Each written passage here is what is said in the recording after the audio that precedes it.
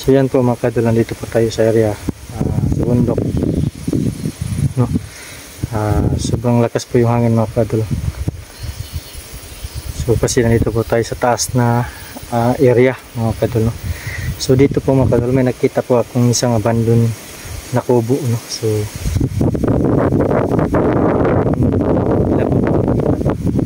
dito po sa abandon na kaya mga kadol is hindi na po ako kaya siya puti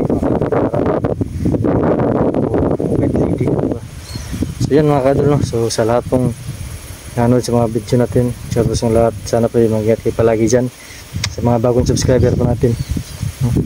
So sana po mag-ingat kayo palagi. Yun lang po. Ipakita ko sa inyo mga kadol, ito po yung bundok, no? Pero bundok na mayroong daan.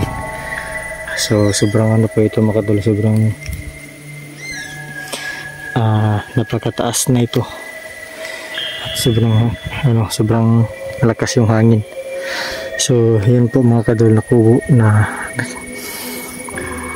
mayroon akong nakita dyan.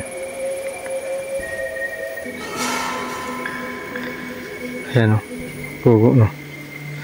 Meron akong nakita dyan mga kadol,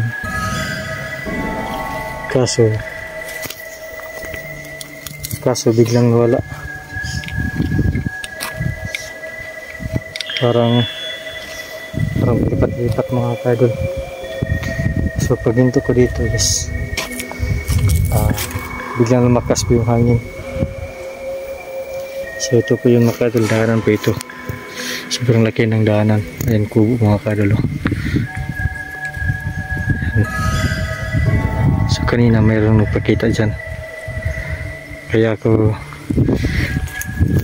nakahinto, no? So hindi natin lapitan, baka tunay yung mayari dyan, baka totoong tao. Kaya kaso lang mga kadol, bigla lang siya nawala, no? Kaya hindi ko lang lalapitan yung kubo mga kadol.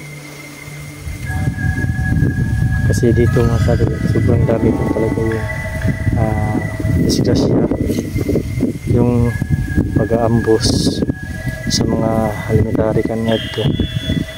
So dito po ang dami pong dito na rin mga kadol, sobrang dami talaga magbumulto, lalo kapag gabi siya pumunta, dumadaan dito. Kaya kapag gabi walang dito lang dumadaan dito mga kadol, dahil sa sobrang napaka-creepy or mayroon pong napapakita.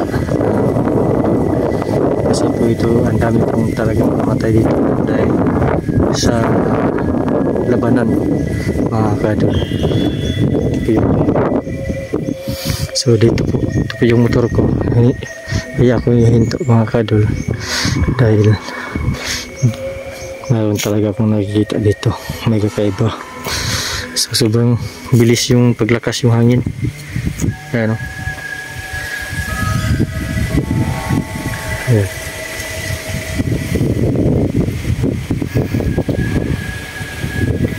Sobrang lakas yung hangin mga kadol.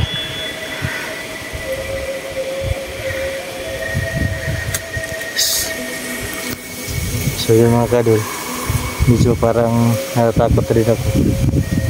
So patuloy tayo.